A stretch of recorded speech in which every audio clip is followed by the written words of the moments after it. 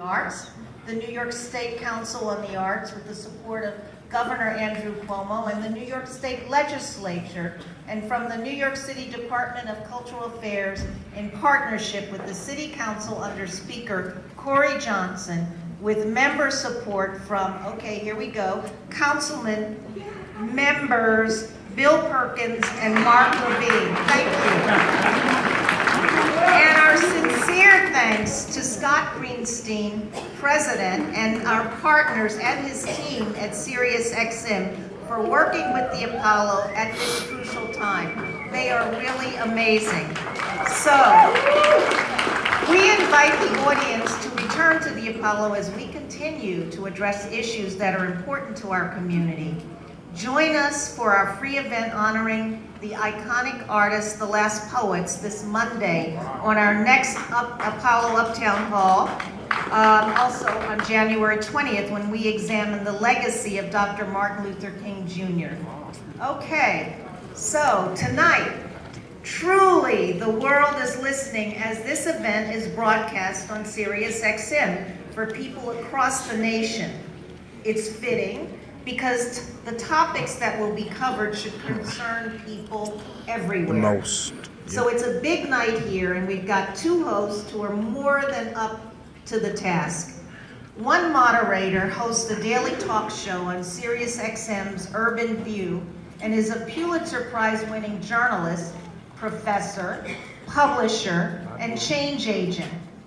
Named one of the 100 most important radio talk hosts in America, she has used her platform to challenge her listeners to put talk into action.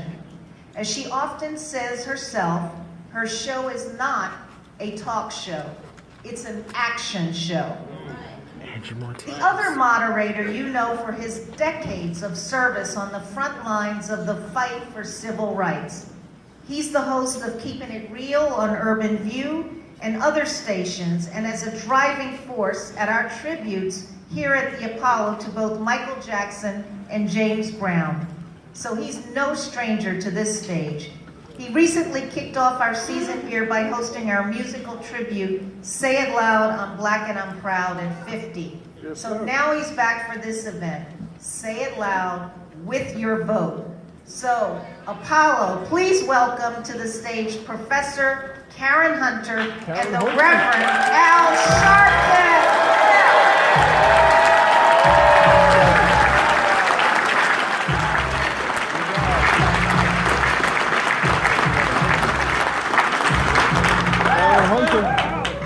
All right, I guess I'll go first. Hey, thank you, President Proco and the Apollo Theater. Thank you, SiriusXM, our SiriusXM family, our whole entire team. I just want to take a little bit of a roll call, if you don't mind, because I want to know who's in the house. I can barely see. Is Harlem in the house? Yeah!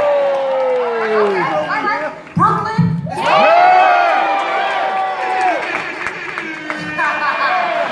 Queens? Staten Island? Okay, all right. Long Island? Okay. My hometown, Jersey. I'm gonna be a little bit of a homer, I'm sorry. Hunter College, is Hunter College in the house? Okay, all right. Karen Rebels? Okay, all right. I'm sorry, Reb, I had to do that, because you know. No, it's okay.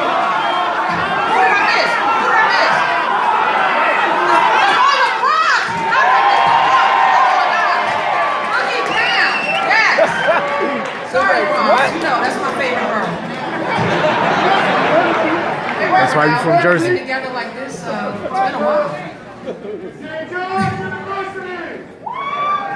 What? St. John's University! Yeah, we have not been together in a while, Karen.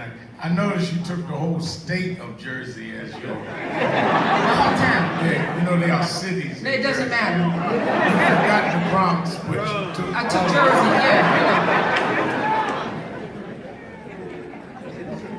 You know, I'm standing on this stage. It brings back a lot of memories.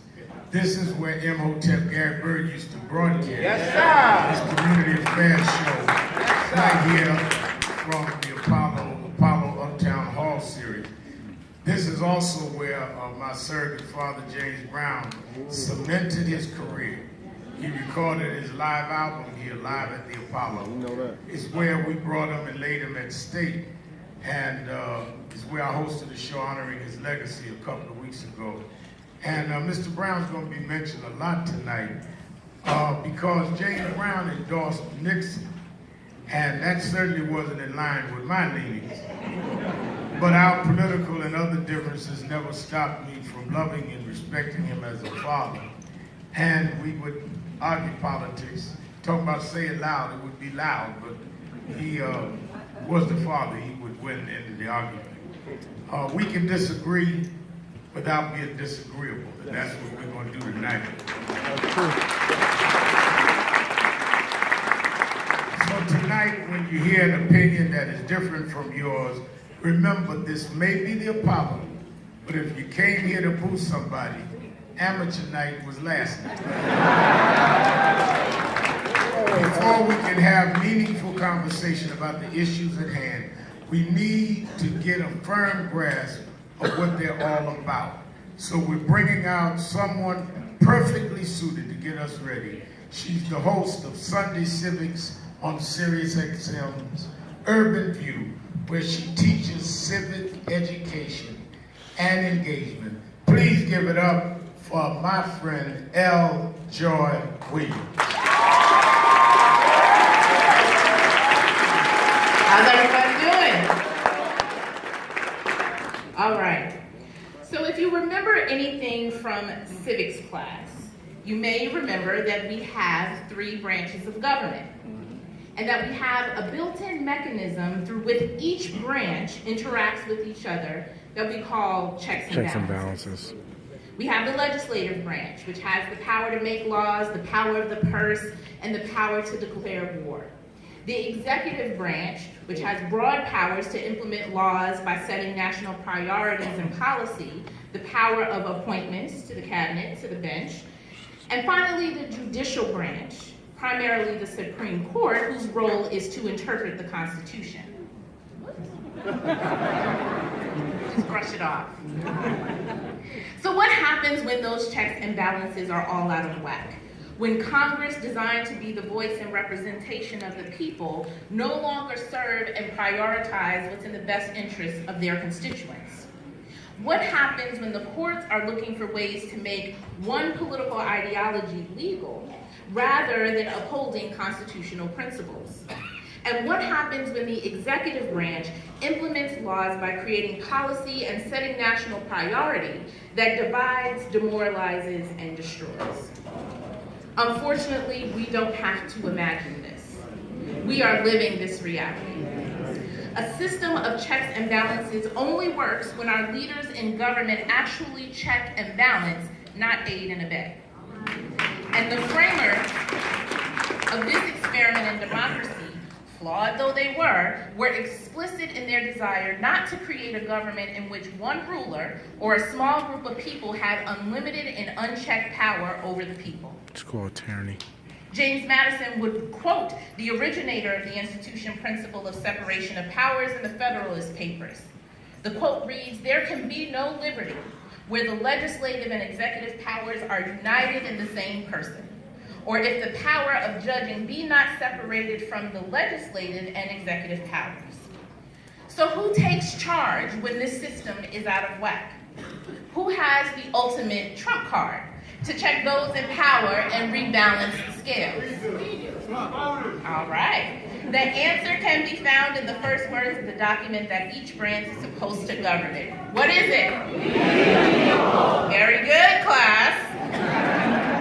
The framers sought to ensure that the 3 branches would use checks and balances as weapons against each other by giving each of them different political constituency. In a system based on the rule of law, the power to make the laws is the supreme power, and that power belongs to Congress.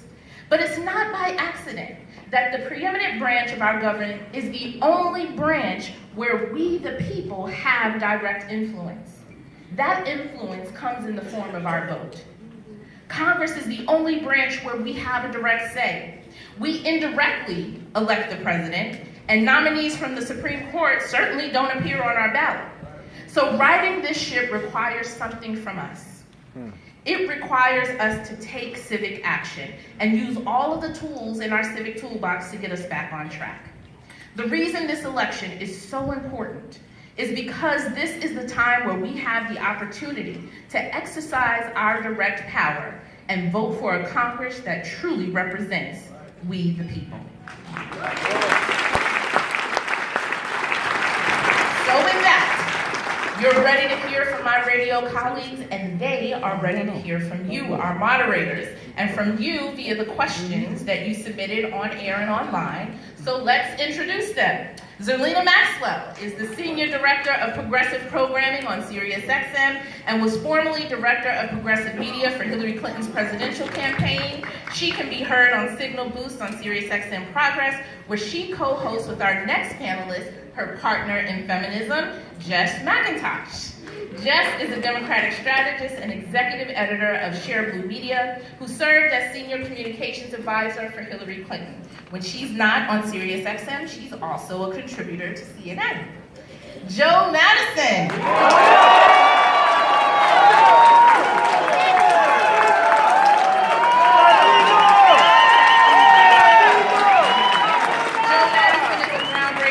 Personality and civil rights activist who has devoted his career to raising awareness and encouraging dialogue among people of different backgrounds. Known as the Black Eagle, Joe can be heard on SiriusXM's Urban View. Olivier Knox is Chief Washington Correspondent for SiriusXM and host of The Big Picture on the POTUS channel. Olivier has had a long, distinguished career as a journalist and now serves as the president of the White House Correspondents Association. And up next, bringing you the latest from her corner of the street, is a speaker focused on mixing conservative intellect with hip-hop culture, the host of Sunny's Corner on Patriot. Please welcome Sunny Johnson. And finally, as chairman of the Republican National Committee, he oversaw revitalization of that party's fundraising and grassroots organization. He's currently a contributor on SiriusXM and MSNBC. Please welcome Michael Steele. Panelists, you're keeping it real with Al Sharpton. Well, thank you, Joy, and give the panel a big hand.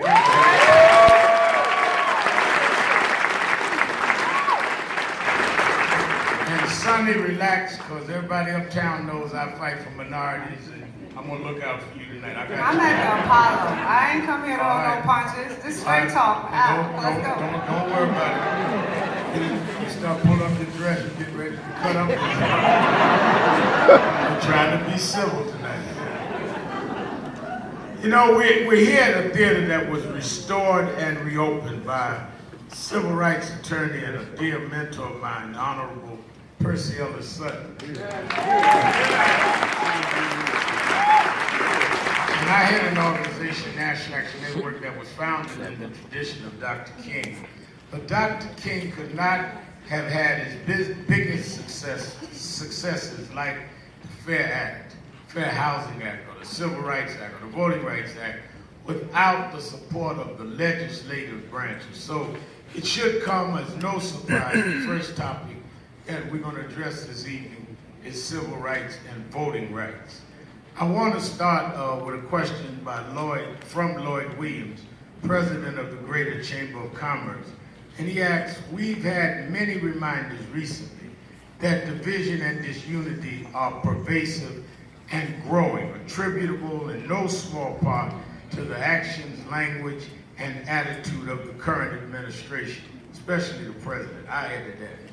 What will be the long-term effects nationally and internationally regarding the human rights and civil rights in the post-Trump era, and how can we all best unify after his departure? Let me start by addressing that to you, Michael Steele, and then you, Jess.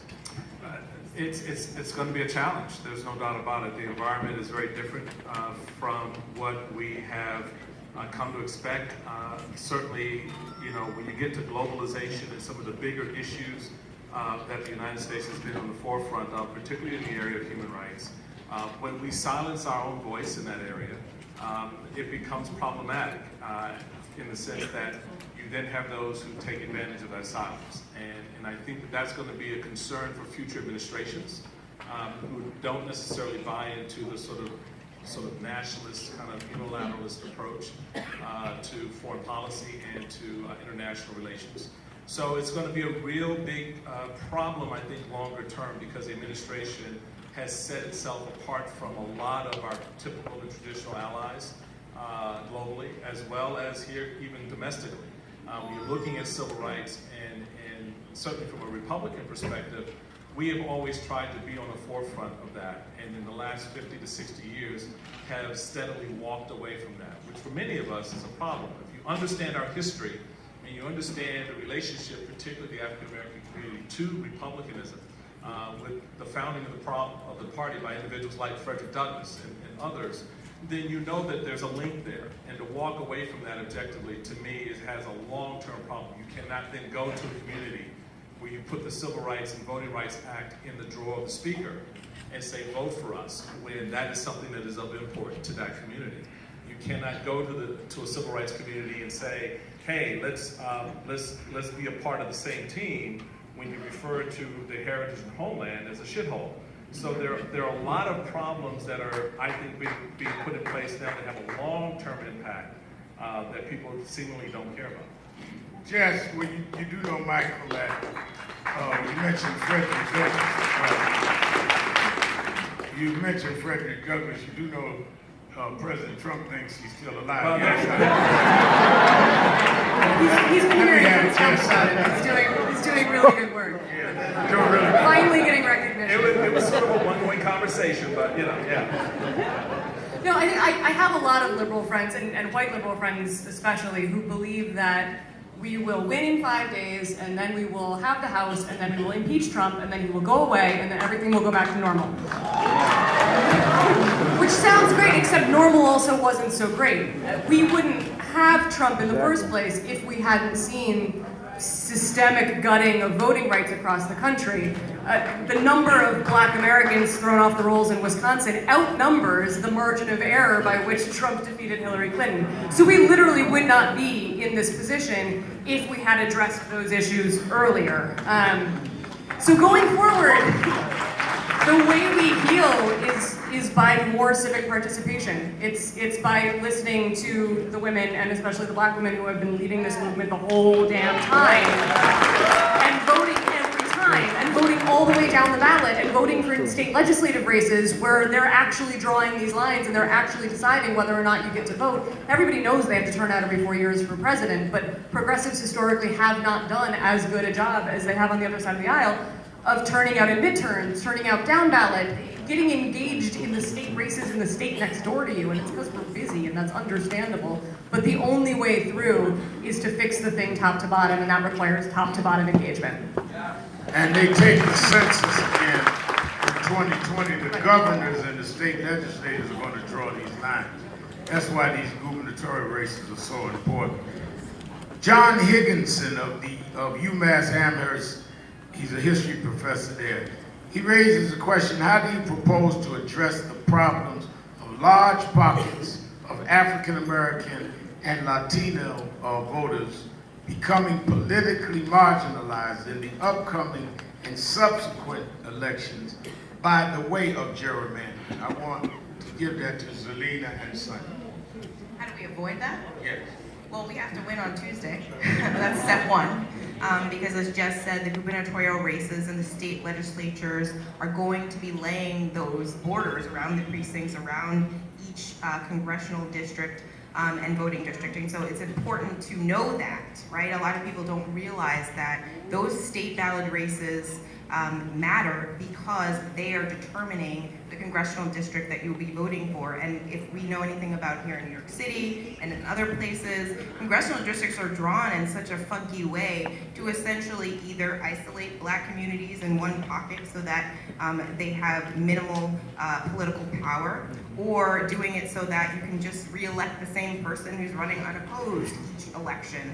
And then nothing really gets done that is productive, because that person that's running unopposed is not having any incentive to deliver for their constituents. And so I think the first answer is we need to make sure that we are showing up in 5 days, but even beyond that, we need to make sure that we're volunteering so that as many people as possible show up in 5 days. So if you're voting, that's great. That's the minimum floor. And then are we volunteering? Are you reaching out to your family? Are you reaching out to your friends to ensure that they are also voting and making sure they know to vote all the way down the ballot so that we don't have these gerrymandered districts in the next election cycle?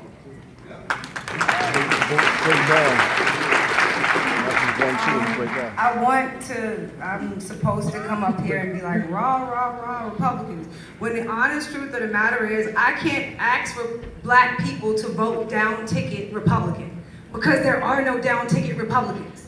They don't show up in our communities. They are not on our ballots. They are not fighting for our votes. So it'd be pretty elementary of me to get here and actually tell you, go vote this week and make sure vote all the way down red. And when you look at your ballot, you don't see it because we aren't there.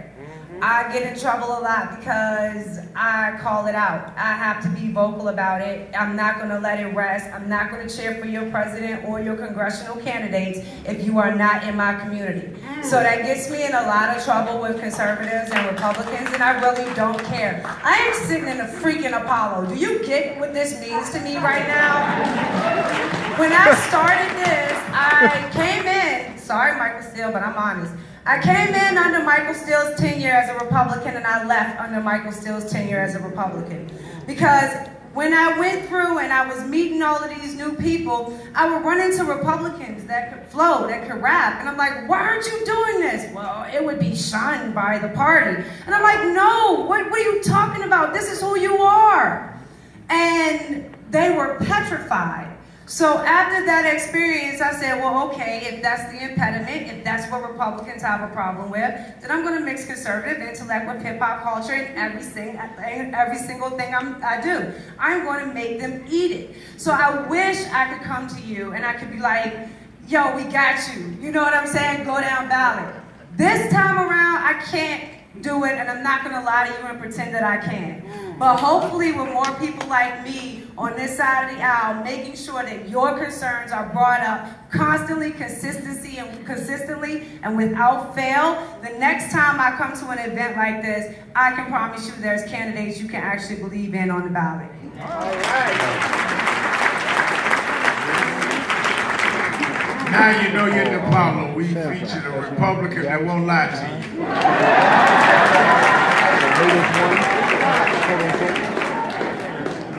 New York Amsterdam News reporter Herb Boyd, whose birthday is today, by the way.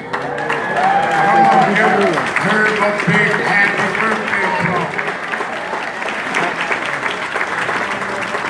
call. He asked a question. In Georgia, more than 50,000 voters and more have been removed from the rolls. There's a rumor they will be able to vote, but there seems to be a condition in which monitors and observers are necessary. How endemic is the circumstance, and what should be done to ensure the franchise of those facing such threats? And I want to have Joe Madison. I remember, Joe, you led voter registration for the NAACP before you got a radio gig, which means you finally got a salary. And I want to ask you to address that. And not only address it as it relates to Georgia, but understand in Kansas, Dodge City, they've moved the only voting place where Hispanics vote. There's no public transportation nearby. It's called voter suppression.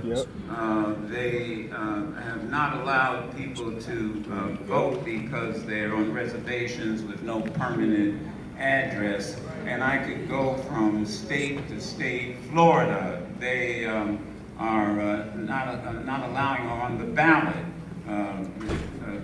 ex-felons who should be allowed to vote even after they've served their term. The one thing that all those states have in common, every last one of them, is that they are run by Republican secretaries of state.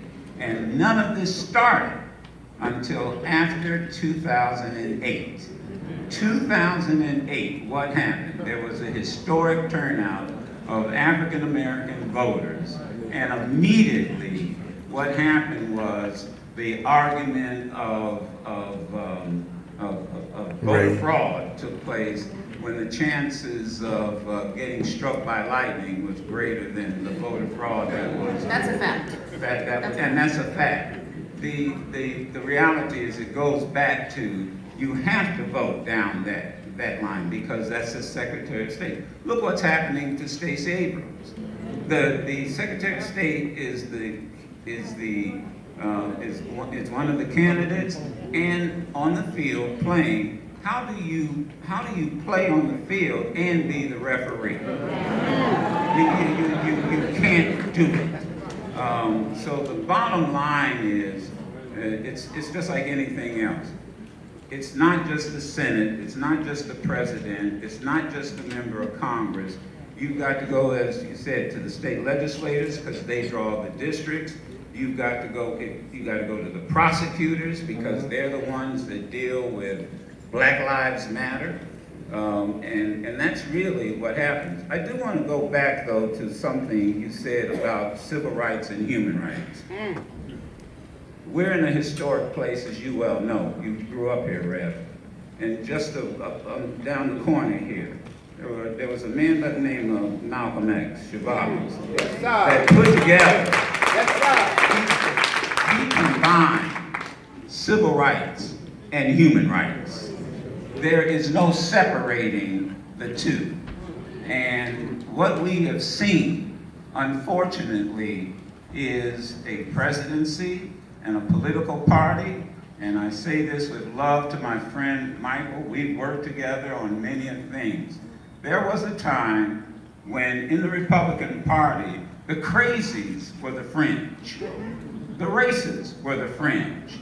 They now are the mainstream of the Republican Party.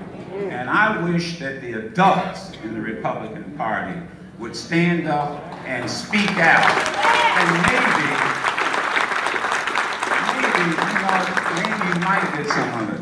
And I would close by saying we could have not been in this position if only folk around the country had listened to y'all in New York and not sent that crazy man to us in the world. Y'all tried to tell us. And we just didn't listen. Yeah, we sure tried to tell you. And he was not always a Republican. No, that's absolutely right. No, he was not.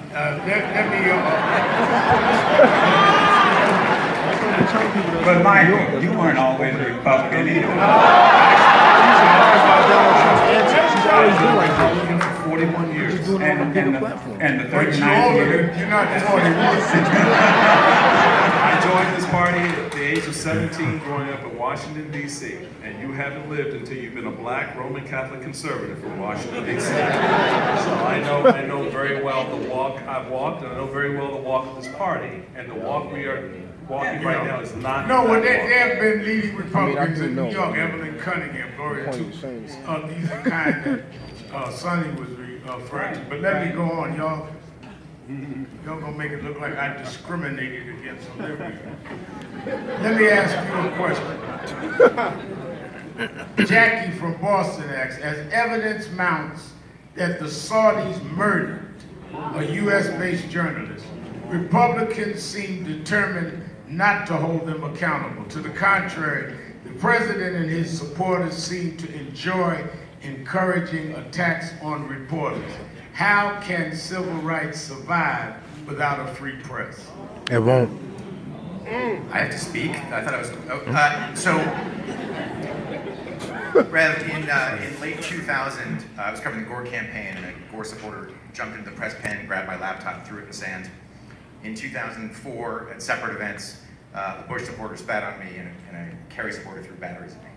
I still divide my career into pre-February 2017 and the post-February 2017, because February 2017 is when the president called us enemies of the people. I was driving my kid somewhere, probably soccer practice a couple days later, and he burst into tears in the back seat, and I was surprised. I said, "What's going on?" He said, "Papa, is Donald Trump going to put you in prison?" This is your kid. It's my kid. We did a trip, we went to Mexico for a family spring break not that long afterwards, and he said, "You know, if Donald Trump won't let you back into the country, at least Uncle Josh is the lawyer." Which cracked me up, as it did you, but then I started thinking, this is, he's under 13, and he's thinking about, is the president going to take action, physical action, against my dad, just for the work he's doing? It's enormously troubling to hear the president's rhetoric about enemies of the people. It's enormously troubling to hear the president celebrate an American congressman, not despite the fact that congressman carried out a criminal assault on a reporter, but because he carried out a criminal assault on a reporter. So we're in an enormously challenging environment. I do want to say the person in the Oval Office, no matter who they are, is generally not a friend of the press. They don't like us much. Barack Obama spied on the Associated Press, labeled a television reporter a criminal conspirator just for doing his job. I don't want to go in this with rose-colored glasses. Our relationship is adversarial for a reason. We're there representing you guys, right? I answer to my editor, but I work for my listeners.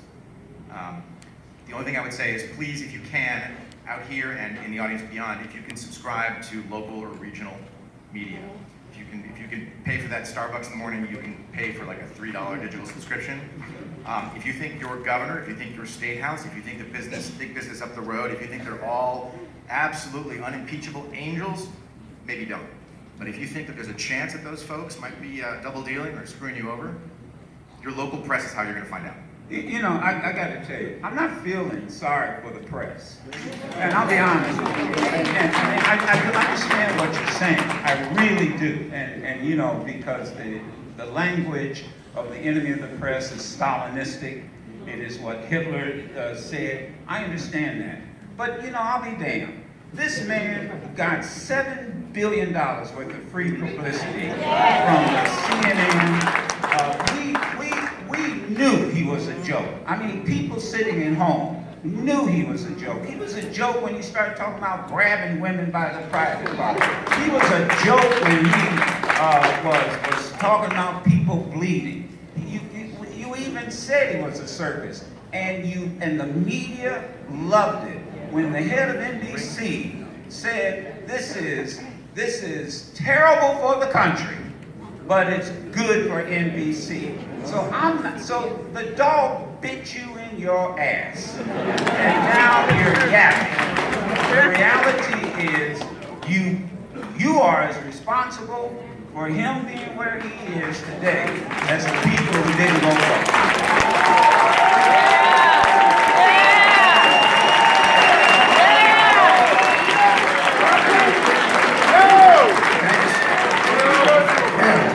I'm not talking about you. And I appreciate that. I would just say, Joe, how did you find out about the Access Hollywood tape? How did I find out about what? The Access Hollywood tape. How did you find out about it? On Sirius XM. Who broke the story? I media broke the story. Right. I just want to inject a little perspective. Whoa. I'm in charge up here, y'all.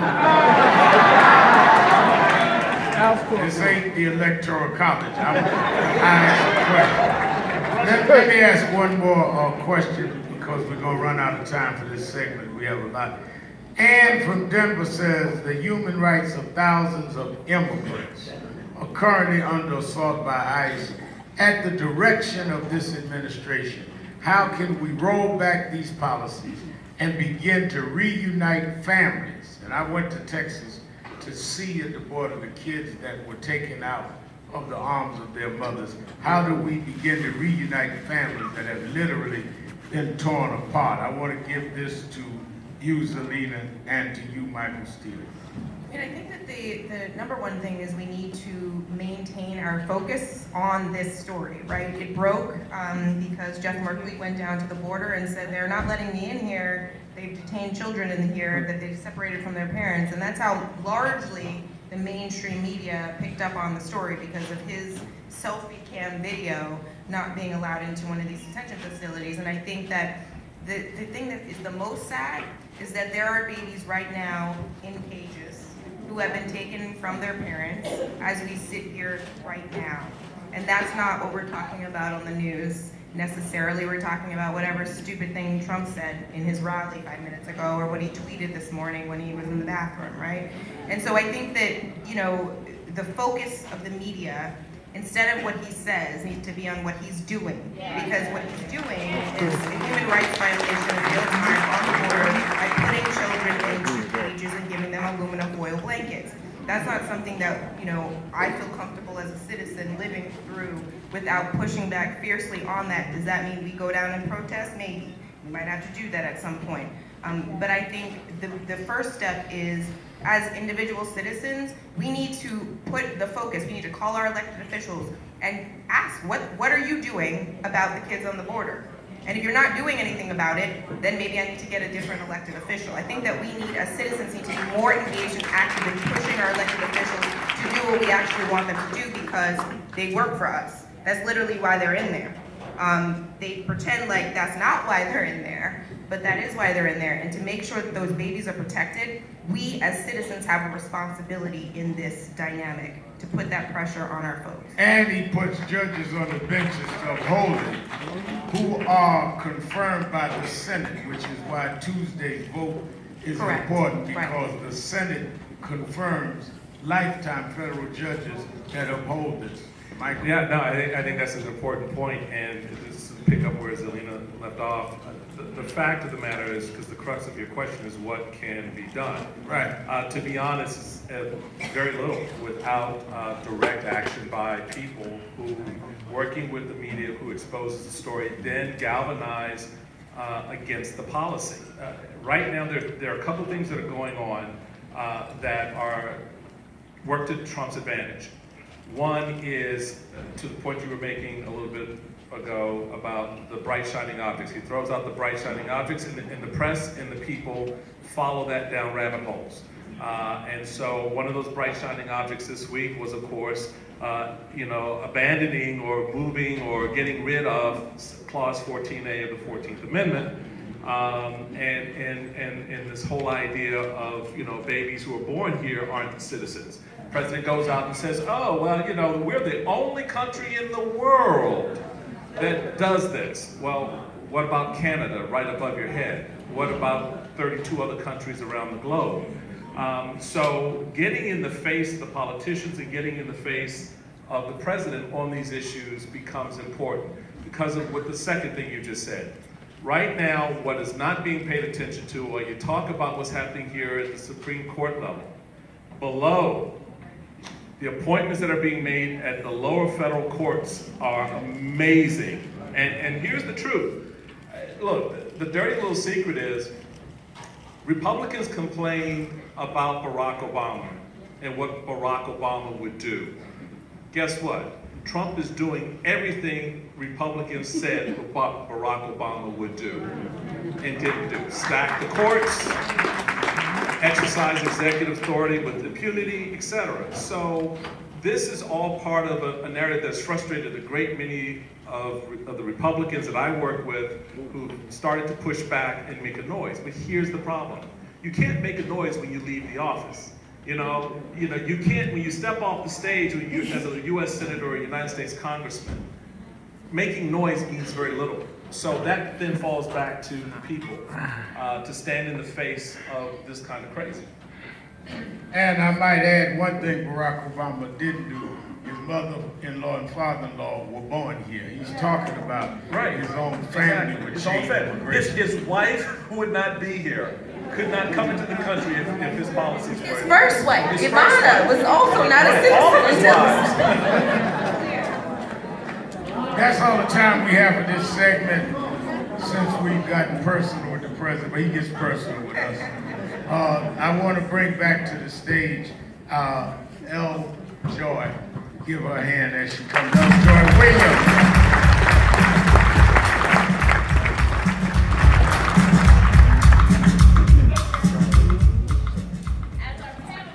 Turn up her mic. Thank you. As the panel said, we aren't just electing members of Congress on Election Day. On your ballot, there will be state and local candidates, and some of you will also have ballot proposals on everything from local taxes, marijuana legalization, education funding, and expanding the right to vote. Electing congressional leaders isn't enough. We have to vote up and down the ballot, and in some cases, turn the ballot over and vote on the back of the ballot too, in the case here. Sure, the Congress can pass the Affordable Care Act, but it's your governor, your state, who will decide how it's implemented. Congress can include something like opportunity zones in the budget with the goal of spurring economic development and job creation, but it's the states that designate where those areas are. Do you believe in Medicare for all? Do you care about the reduction of SNAP benefits or food stamps? What about housing subsidies and education funding? This is all part of our economy. The economy isn't a physical place. It is a labyrinth, a system made up of many different systems that work for and against each other. It's our wealth and resources, what we produce and what we consume. While some believe the government should have no role in the economy, that we should just let the market run itself without government intervention in economic policy and regulation and trade, would we have survived the multiple economic depressions we've experienced as a nation? Congress has the power to approve, let's say, a farm bill that will support American agriculture, provide us food assistance and support to children and families in poverty, and put an international trade policy that reflects our overall values. The economic anxiety that everyone is feeling, except, for the people that have the big tax cuts and the generational wealth and the corporate bank accounts that are, sitting high and pretty right now, that economic stress that we're feeling cannot be resolved by the actions of Congress alone. We have to vote for governors who will prioritize public education, state legislatures that will pass rent protection laws and use the state's budget to invest in housing. These are the economic issues that are at stake on Election Day. So please, welcome back the host of the Karen Hunter Show on Urban View, Karen Hunter. Thank you, Joy. And I just want to thank the people who are here tonight. You're part of the solution. We're talking to the choir, the converted, but this is about getting the seeds and kernels to go back into the community and activate other people. So I just want to thank everybody. And the questions that were submitted, give yourself a hand for sure. I was preparing deeply for this, and then I got the questions from the audience, and I said, these are way better than anything that I have to offer. So I'm going to go straight to and thank you guys for submitting it. I'm going to start with Ms. Carter's question from the South Bronx, since I was remiss in mentioning the Bronx in my opening. The question is, minority families that were able to purchase property during white flight should be reaping the benefits of wealth creation through the appreciation of their real estate, but they're not. They're selling too soon and too cheap. Federal and municipal policies of subsidized affordable rental housing are concentrating poverty and entrenching a renter class with low prospects for entering home ownership and wealth creation. How can we reverse the trends of minority-owned property liquidation in urban areas, and the concentration of poverty as a result of subsidized rental housing in America today? Let me see. I'm going to start with Joe Madison, because I'm biased. First thing you do is you flip Congress. You flip Congress, and then Maxine Waters becomes the chair of the committee that deals with banking and housing. And she's already, even as the ranking member, has been trying to deal with the very issue that question asks. So the reality is this election is extremely important, because you would have a chair that has got legislation ready to go and to be passed the moment after they take office. And I would suggest that we would probably get bipartisan support on this, because if you think in the urban areas you're losing property and value, these rural white farmers in Georgia and Alabama are losing their shirts too, aren't they, Mike? No, they are. And there are a number of Republicans who put forth policies and proposals in line with that sort of an updated enterprise zone effort that has been collaborative and bipartisan. That's right. The problem is the space right now in Congress is that you can't even have members walk across the aisle and spend more than 5 minutes talking to a member from the opposing party without the leadership asking them, what are you guys talking about? You can't do that. And I've had Democrat and Republican members tell me that, and I'm sure many of you have had these conversations as well. So it does start with a change in the House and changing the attitude. The Senate will follow on that. Yes. Because you've already got guys like John Thune and Rand Paul and a few other Republicans are already in that space trying to move the legislation because the bloc typically is in the House. Yeah, and see what they try to argue, and you'll hear this a lot. Well, look who is in charge on the local level. The Democrats are mayors. The Democrats are, but the real issue is what we all know: follow the money.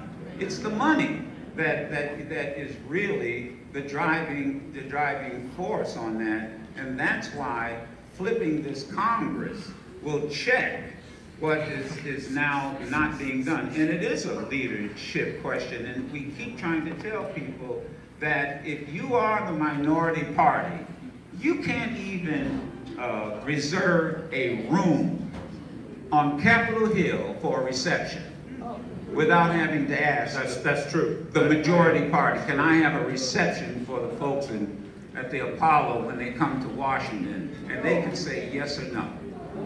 That's a fact. And so it's flipping this Congress.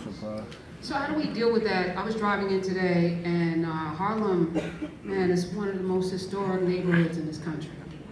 And I saw so many people who didn't look like me walking the streets, and I know it's personal, right? Oh, hell yeah. Wealth in the black community was impacted by the subprime lending, right? And now there's a 237-year gap. How do we legislatively fix that? And with gentrification, right? So these properties now are being bought up by people not from our community. And then they're pushing us out. But when you keep saying, if you flip Congress, you're gonna know it's not, it really is local. And if you listen to the structure that was read out about how our government works, yes, Congress will allocate the funds, but then the funds will go to your state government, and then they will take their share of it. And then what they feel like giving to your local government is what will actually get to you. So you can get the biggest pot at the top that you can possibly wish for, but after it filters down into every single group that puts their hands into the pot, you are the last one to benefit from it. You are the last one to get any effect from it. And that is what we need to change. They always ask me about, what is the secret with the white conservatives? They got it. What is the secret? You've been there long enough. What is the secret? They value their local government. They make sure their local government is doing what they say before they worry about what the Congress is doing, what the House is doing, what the Senate is doing. You better best and believe the first thing they lock down is their school boards. The first thing they lock down is their mayors. They lock down their city council. They know who is in every one of these zoning commissions. They know this stuff. And they make sure they lock them down so that they can go and concentrate on other stuff. We keep getting told to concentrate on the big stuff. Concentrate on Congress. Don't pay attention to what we're doing here on the local level. Don't mind yourself with that. Don't come and participate in the primaries on the local level. No.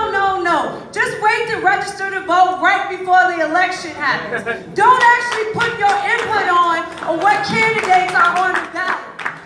Now, like I said, I cannot speak for what Republicans have done. But like I said, Republicans are not in our communities. They are nowhere near our communities. Certain government is very much a part of our local communities.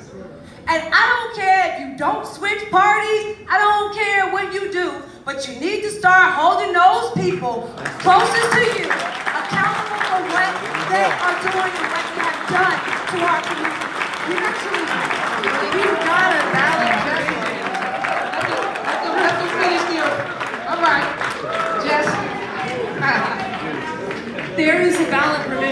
on most of your ballots on Tuesday about term limits and community boards. At this point, we sit in an area where the same people are on for literally ever, and that is what creates the machine that keeps new blood from coming in.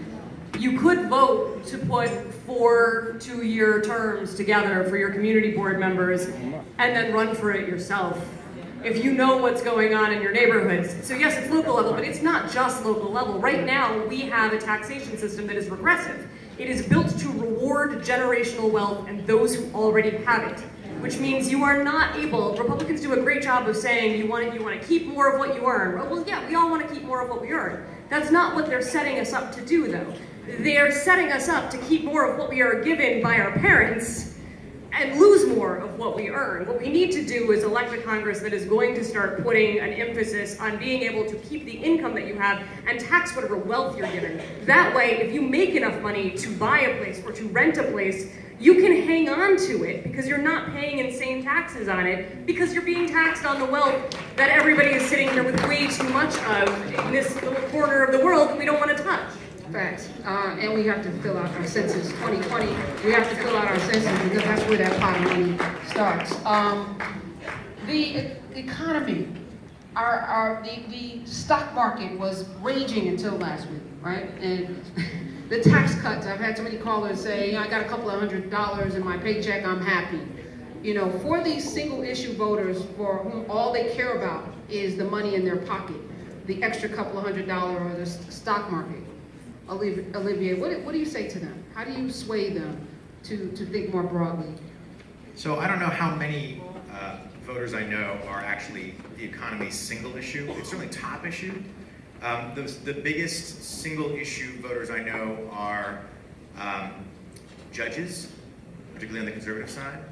They are guns, and they are reproductive rights. I don't know a lot of single issue voters for the economy, even though it's dominant, obviously. I think what I've tried to do, especially on my show, is to explain that when you look at those polls that say the economy is number 1, healthcare is number 2, et cetera, et cetera, I don't like those because when I talk to the people, I grew up some of my life in Vermont, and I reach out to my friends back there. They don't say the economy, they say my job. They don't say the economy, they say I'm in debt. They don't say the economy, they say my kid can't go to college. And I think they are actually a lot more sophisticated than people in my job and people in polling places are. Healthcare, same thing. They don't say my healthcare, they say my kid's addicted to opioids. They don't say healthcare, they say, I went in, my insurance is crappy, and I'm basically bankrupt. And so I don't know how often people actually stick to this sort of pollster-driven narrative here. But I would tell them, and I would tell everyone here, there's a reason that presidential candidates have rallies in the age of the internet and TV and Twitter and Facebook. Sure, some of it's news coverage, but a lot of it is that they want to give the people who support them or who might support them, say 5 or 6 sentences that they can say to their coworkers, to their family members, to people they run into on the street, to the guy down the bar who's getting a little loud, to all those folks.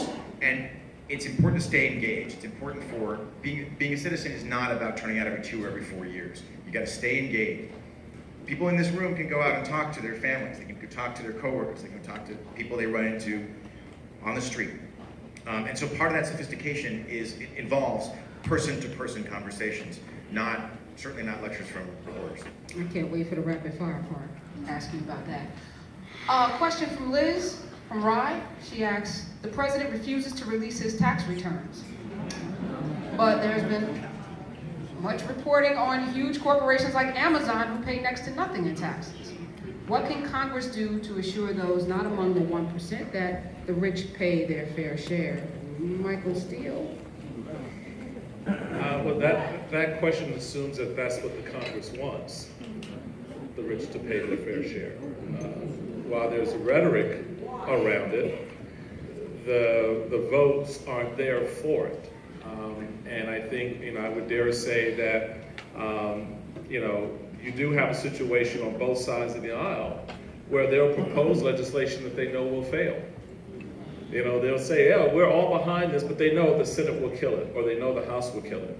So a lot of the questions that are asked about what leadership can do and will do resides ultimately with you. And you absolutely nailed it when you said you've got to be accountable.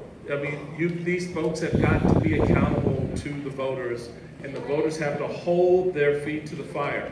You know, we should have a national debate about health care, about taxes. But on health care, who was in the room making health care decisions in the Obama White House and in the Trump White House? Insurance companies. There weren't doctors there. They weren't represented by the people. They weren't represented by pharmaceuticals. You had a very limited special interest that controlled the outcome of the discussion. Same is true on taxes. I think the tax cut is a great idea, but the tax cut that was passed is not a good middle-class tax cut. In fact, it's not a middle-class tax cut at all. What could we have done about that? Pardon me? What could we, the people, have done about them only talking to, or primarily talking to, the people who are gonna hurt us the most? Well, I mean, a big part of it is getting engaged in the conversation and enforcing the issue with the elected officials. Now, you had, what happened, I'll just give you a good example. Parkland, all right? Florida is one of the toughest places on God's green earth to change gun laws in this country. You just don't do it. It just doesn't happen. And yet those students found the way to do it. I mean, how is that different from what we saw, what happened in Colorado, what happened with the kids up in New England? How was that different? What was different was the way the students engaged, the way the people engaged on the issue. And so it's important that, look, I can just tell you from the inside the bubble, when politicians talk about, we want you to go vote, no, they don't want you to go vote. What they want is the people who will vote for the things that they want to vote on to go vote. All right, it's a very narrow population of people. So on tax cuts, on health care, engaging and forcing their hand on an issue that would otherwise not be relevant is how you make it relevant. Yes, Tanisha in the Bronx, this is for Zerlina. Since we're talking about millennials, I think they're Gen X, right? Gen Z, you're millennial. We're millennial. Yes, okay. So Tanisha from the Bronx, I'm gonna be Bronx-centric. As they retire, and we reflect on a generation's contributions, have the baby boomers left the country better off than they found it? I think that's rhetorical. This generation politically began with JFK and will likely exit stage left with Trump being the last president they supported. I'm a millennial, this is Tanisha, and my generation's future prospects as a whole are grim. College is not affordable. The public schools have failed. Many within my cohort, infrastructure is terrible, and rent is too damn high. Baby boomers complain that we millennials are too apathetic, but how would you feel if the promises made by your parents never materialized? What's your advice to the younger generation?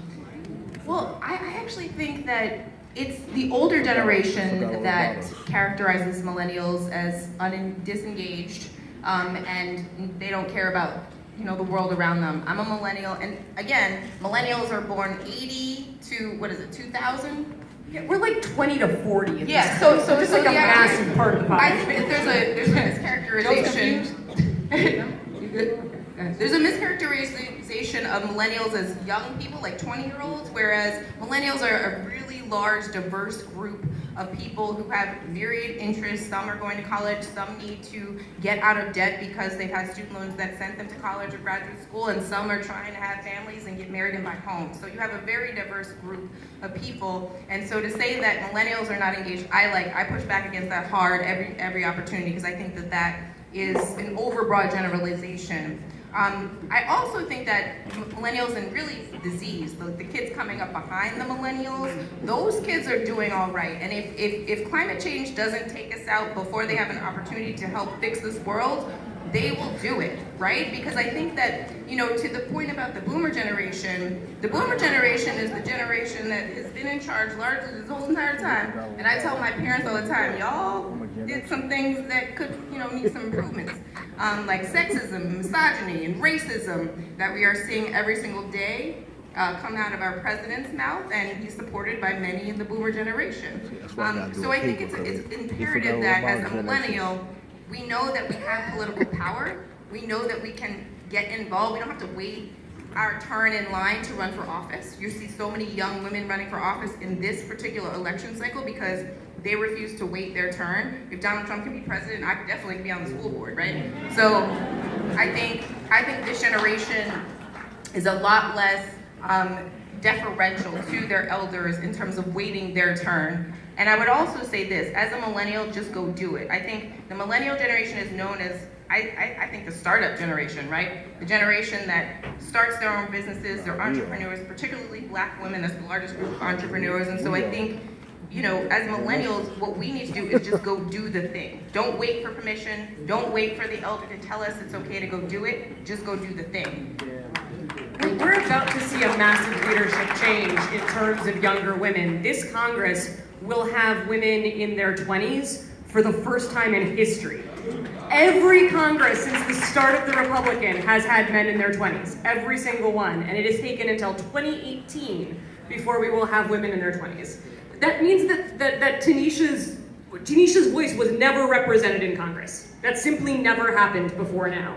And now she's walking in with 2 or 3, maybe 4 women who are about her age, who know what her generation is going through, who will have a seat at the table. So as long as we keep up this pattern that it's not a pattern yet, as long as we make this a pattern of women, especially young women, standing up and running and winning, we're going to be able to fix that. Dean, sorry. I want the Dean. Go ahead, Dean. No, wait a minute. See, this is how to make a slave. Divide the young and the old. Now,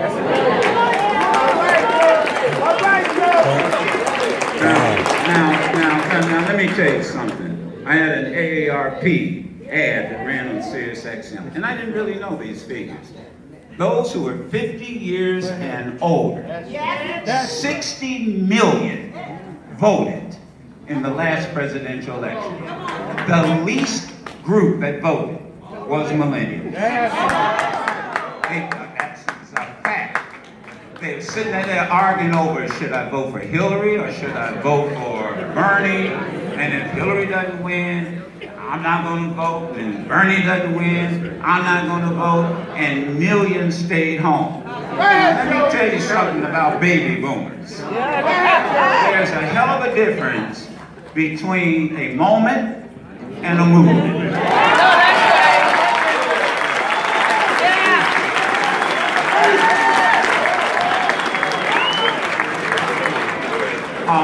A movement requires sacrifice. Getting in a car, driving to a rally, going back home, and going to your job is a moment. Movements require sacrifice. If you can stand in line for a day or 2 days to get the latest iPhone, you better put your ass in line right now to vote.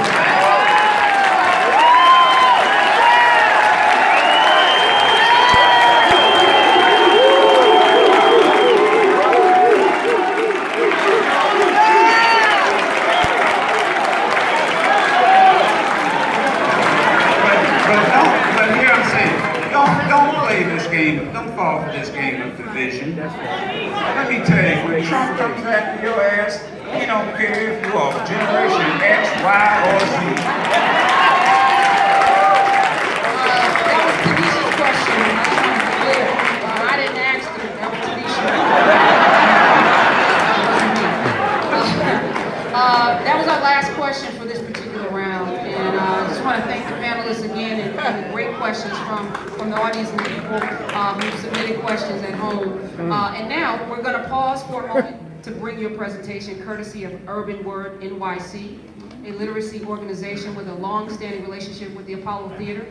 Urban Word NYC champions young voices through creative writing workshops, college prep workshops, and performance opportunities like this one today. Coming from an Indonesian Muslim poet based in Queens, Apollo please welcome NYC's 2018 Youth Poet Laureate Ambassador Dina Igusti. Dina Igusti, welcome.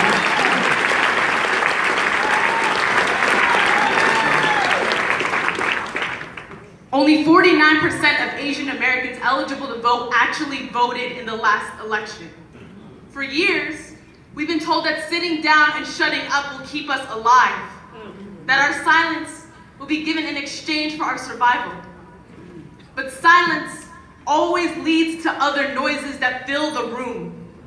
Your silence leads to an uncle's voice crackled against a computer screen in another country because this country doesn't deem him citizen enough.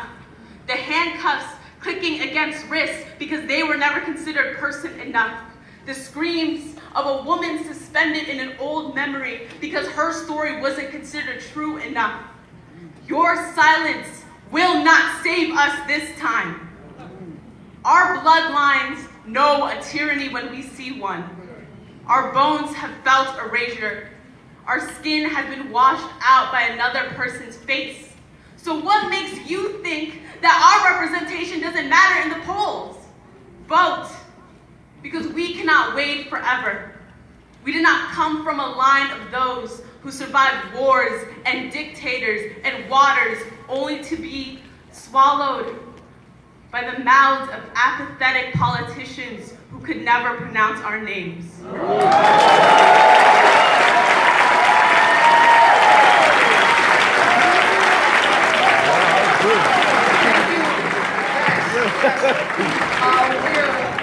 running out of time, so we're gonna.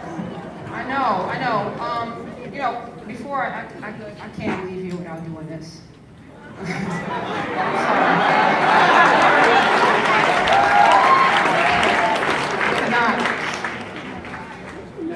I know you've done that a lot of times, but this is my first time on this. It works too.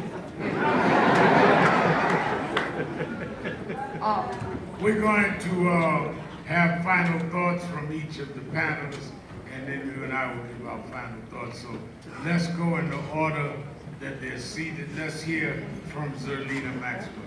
The millennial on the panel who doesn't know anything. So I just Keep getting up. You won't be millennial forever.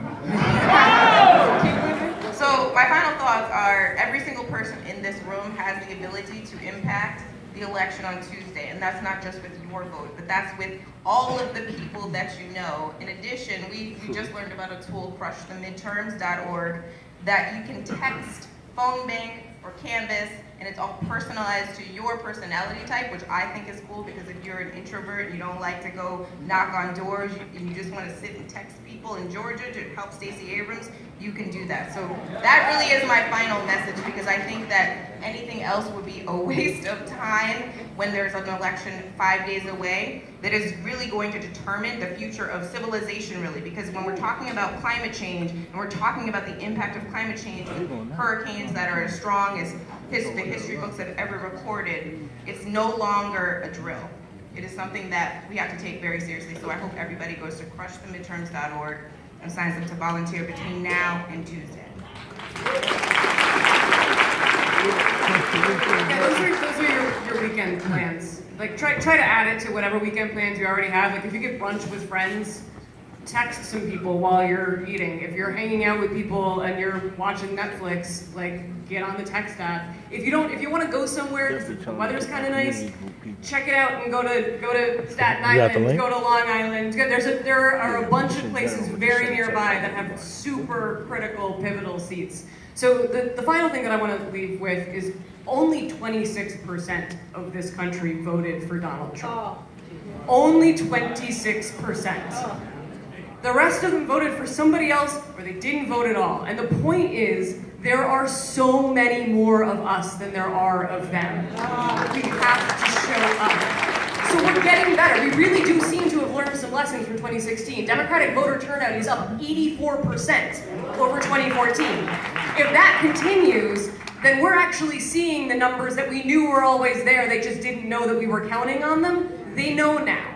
So 5 days, do something every single day to help drag one of those people into the percentage that votes, and we're gonna get through this together. This is the second most delightful thing that has ever happened to me is being on the stage at the Apollo and in front of all this. The first was marrying my wife.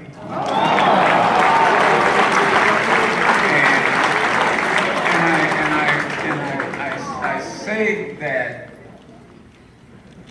great nations can, Al, and I'm old school. We remember the song Slipping into Darkness? This nation, if we do not do what is right, this nation can slip into darkness. And we could find ourselves in the same position as a great nation named Germany found themselves in the 1930s. And we're seeing signs of it when people of religious beliefs are being slaughtered, when indiscriminately folk can just go after you because they don't like the way you look, when babies are taken from their mothers to the point that when they're 3 and they get their mothers back, they don't even recognize them. This is not the United States of America when we elected a man by the name of Barack Obama. And since I'm on Sirius XM, I promised I wouldn't be profane, but just pray for me. We went from sugar to shit in 8 years. And it is up to this nation, and it is up to us, and all of us, that we have to take our government back on the local level, the state level, and the federal level. And we have a chance to do it, or we will slip into darkness. Stay woke.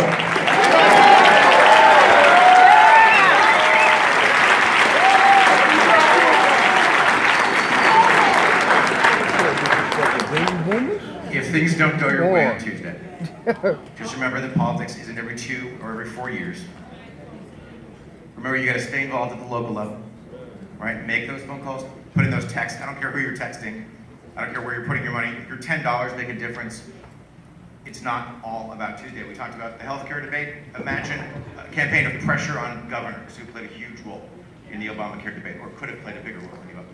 Just don't drop out of the system. If you automatically never give a politician your vote, they're not going to care. And if you automatically give a politician your vote, they're not going to care. Stay involved, keep the pressure on, stay involved as citizens.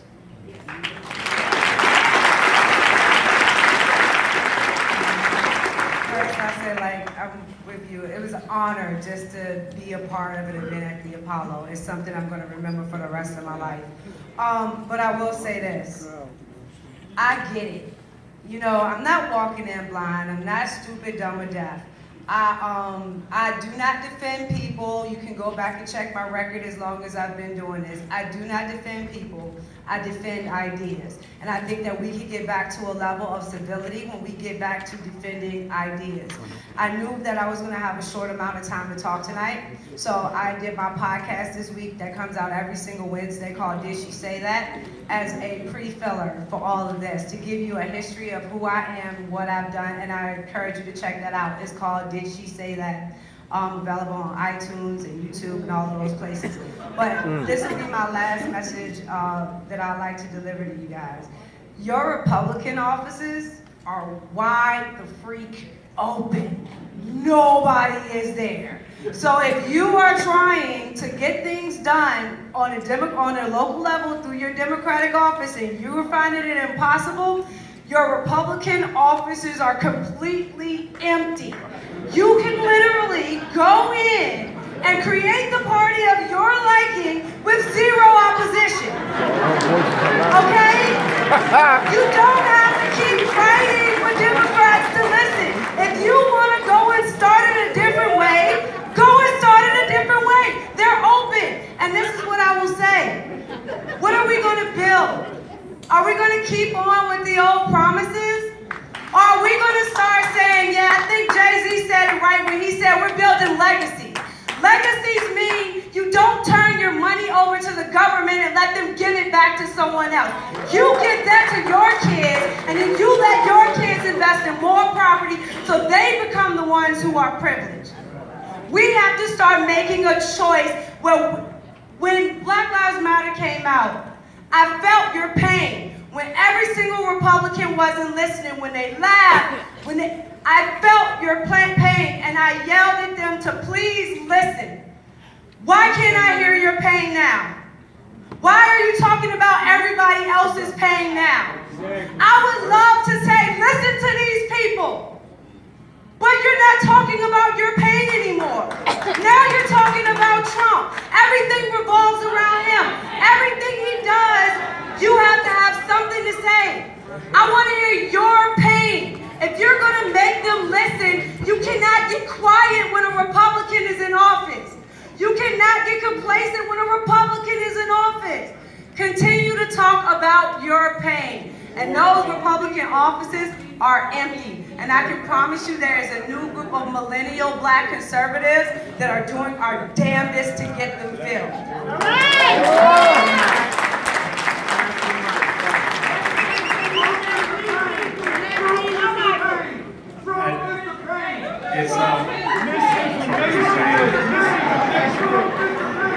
Pain comes in all forms.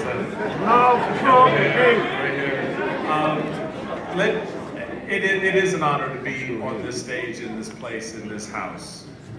And the one thing that I've learned over many years is we as people have always honored our house. We've always been true to our house. And it's important that at this hour, you say we may slip into darkness. I would say it's already dark. And it's important that we recognize that, and that we recognize our responsibility in that. I don't know how Tuesday will turn out, but I know how it will turn out if you don't vote. I don't know who will win on Tuesday, but I know who won't if you don't turn out. So our responsibility is on us.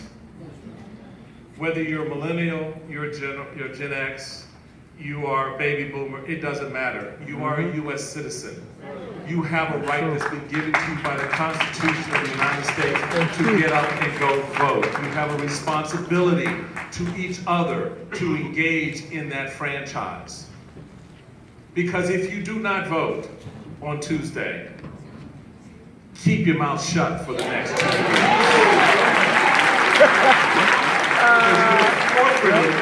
You have forfeited the conversation. You have forfeited the opportunity to talk about your pain because you didn't give a damn enough about your pain to go vote. It's on us. The three most important words in our founding documents are we, the people. It's not, I don't need to tell it to Trump, you tell it to Trump with your vote. I'm not your mouthpiece, you're your best mouthpiece. All right? So take that responsibility on. Organize, engage, push back against a system that is betting on your complacency. It is betting on it. We, the people, starts in this house.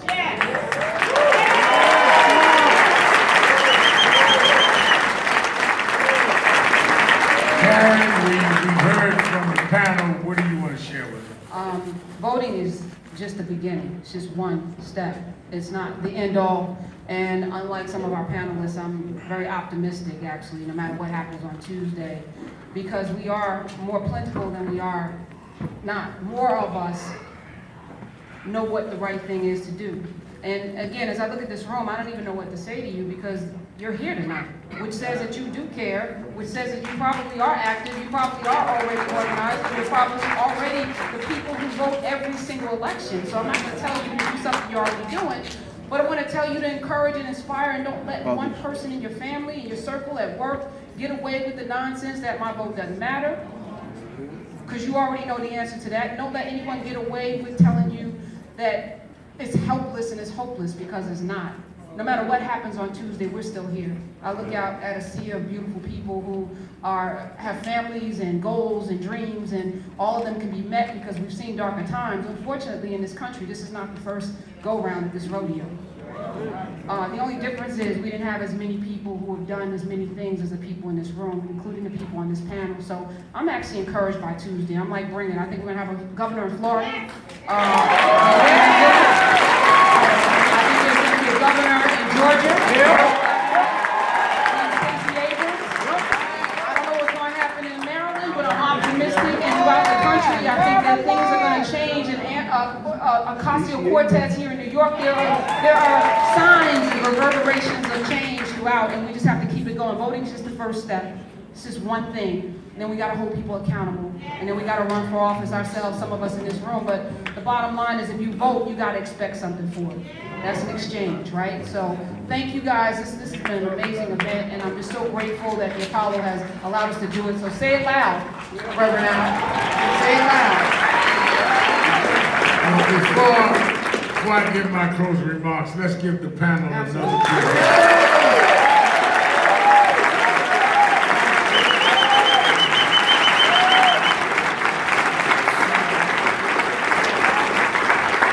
Let me say, as we prepare to close, I had the honor in 2015 to march across the Edmund Pettus Bridge in Selma. On one side of me was Amelia Boykin, who had been tear gassed 50 years before on that bridge for fighting for the right to vote. On the other side